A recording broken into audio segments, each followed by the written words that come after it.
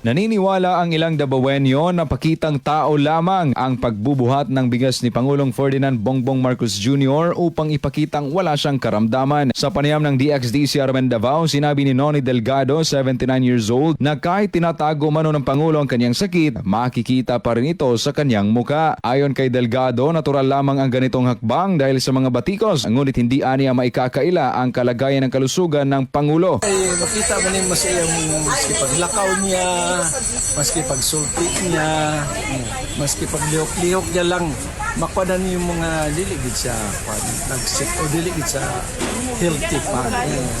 Maski walay uban yung mga kwadro, sa iya lang structure, sa physical aspect niya, makita naman yung mga diligid sa healthy.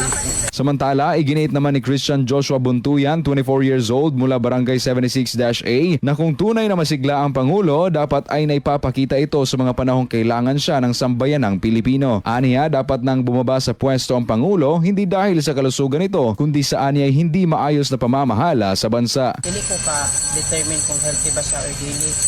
Kay pwede man niya ikuan as kung healthy siya kay nakita siya sa media, pero tong time nga nanghita ang mga tao sa iya asa dahil siya wa man siya napakita.